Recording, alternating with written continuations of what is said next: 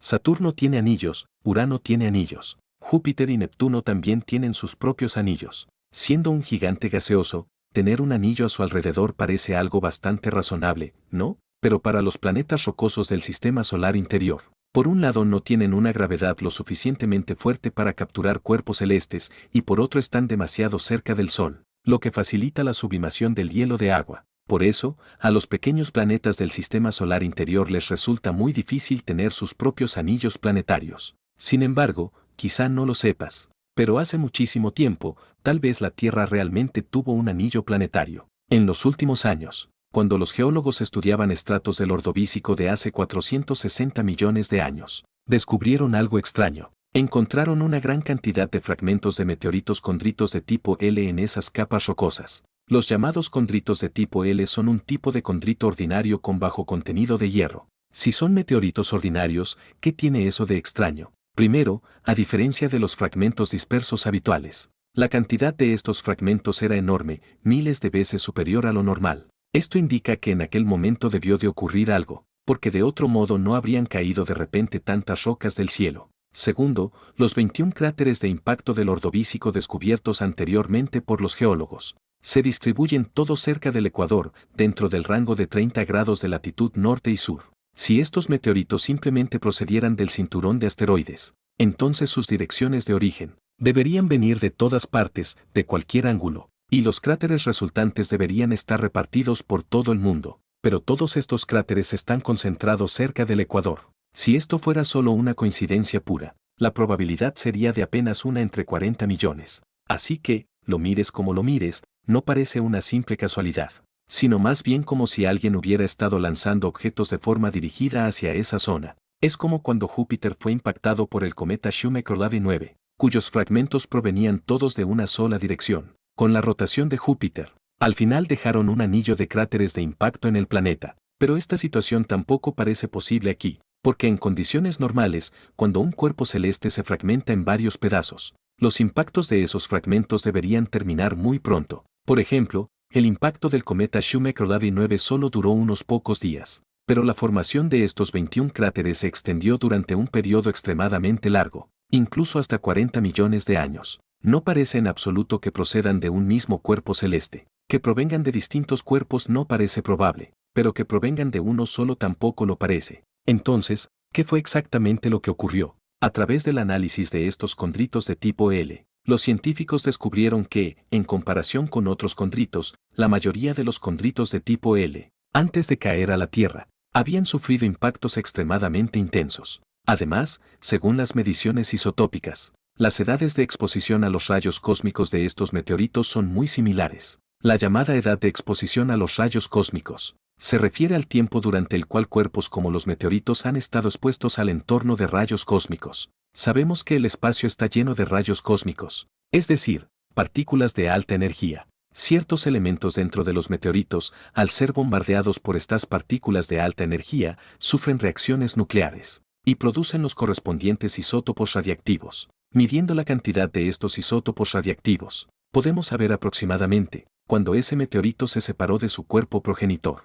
Si las edades de exposición a los rayos cósmicos de estos meteoritos son casi iguales, eso indica que probablemente proceden del mismo cuerpo progenitor. Es decir, que son fragmentos de un único cuerpo celeste que se desintegró. Pero de ser así, resulta imposible explicar una lluvia de impactos que durara decenas de millones de años. En ese momento, algunos científicos propusieron una hipótesis audaz. ¿Y si estos fragmentos, en lugar de caer de inmediato, hubieran permanecido durante largos periodos cerca de la Tierra? Siguiendo esta línea de pensamiento, en la historia de la Tierra pudo haber ocurrido algo así, hace unos 470 millones de años. En aquel entonces, un pequeño asteroide del tamaño del monte Everest se precipitó accidentalmente hacia la Tierra. Muy pronto llegó a las inmediaciones del planeta, y pasó rozándolo. Aunque no chocó directamente, la distancia fue tan pequeña, incluso menor que la de algunos satélites de navegación de órbita media, que entró por completo en el límite de Roche de la Tierra en aquella época, bajo la acción de las fuerzas de marea terrestres.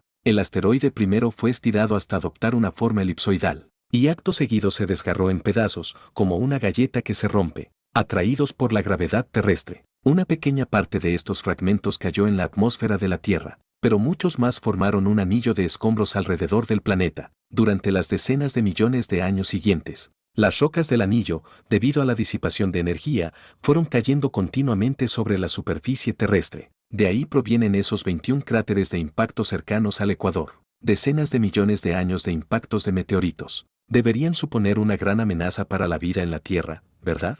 Sin embargo, en comparación con los impactos en sí, la existencia del anillo de fragmentos pudo haber tenido un efecto aún mayor sobre la biosfera. Incluso hay científicos que creen que este anillo temporal de la Tierra pudo haber provocado directamente el primer gran evento de extinción masiva en la historia de la vida terrestre, la extinción del Ordovícico silúrico. Este fue un evento de extinción biológica a escala global, también conocido como la Gran Extinción del Ordovícico tardío. Durante este periodo, más del 85% de los organismos marinos fueron exterminados, incluidos muchos equinodermos y trilobites que desaparecieron en esa época. Aunque algunos han especulado que esta extinción pudo deberse a causas como estallidos de rayos gamma, algunos científicos creen que, quizá el verdadero culpable fue el anillo de la Tierra. Este anillo de fragmentos rocosos hizo que la Tierra pareciera llevar un enorme sombrero parasol. En algunas regiones, especialmente en las zonas de baja latitud, la falta prolongada de luz solar provocó un enfriamiento extremo. Esto pudo haber causado directamente la glaciación de Irnantiense al final del Ordovícico, como la edad de hielo más fría de los últimos 500 millones de años en la Tierra.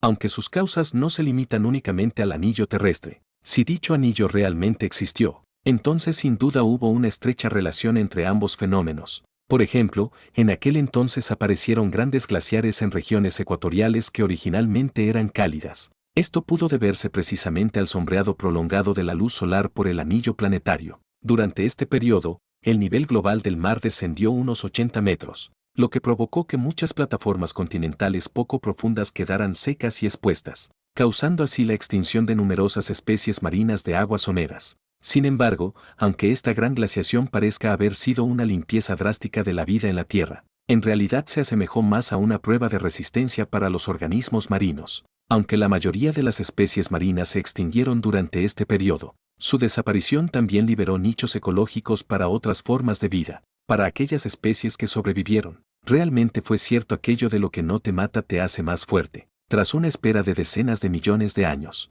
a medida que los fragmentos del anillo planetario fueron cayendo gradualmente en la atmósfera y quemándose, los meteoritos convertidos en cenizas fertilizaron intensamente los océanos. Además, con la desaparición gradual del anillo, la temperatura de la Tierra comenzó a aumentar lentamente. Los glaciares de todo el mundo empezaron a derretirse en grandes cantidades, y bajo la erosión glaciar, los suelos continentales aportaron otra dosis de fósforo a los océanos. De este modo, las algas marinas comenzaron a proliferar, lo que trajo consigo un aumento del oxígeno atmosférico y la aparición de nuevas formas de vida. En apenas unos pocos millones de años, la diversidad de especies de la Tierra se recuperó hasta niveles previos a la extinción. Esta es la razón por la cual se considera que el impacto a largo plazo de la extinción del Ordovícico no fue relativamente tan grande. Tras superar las breves oscilaciones climáticas, las especies supervivientes, como algunos braquiópodos y graptolitos, evolucionaron rápidamente hacia formas muy similares a las anteriores. Pero todo esto no es lo más importante, porque este evento de extinción trajo a la biosfera actual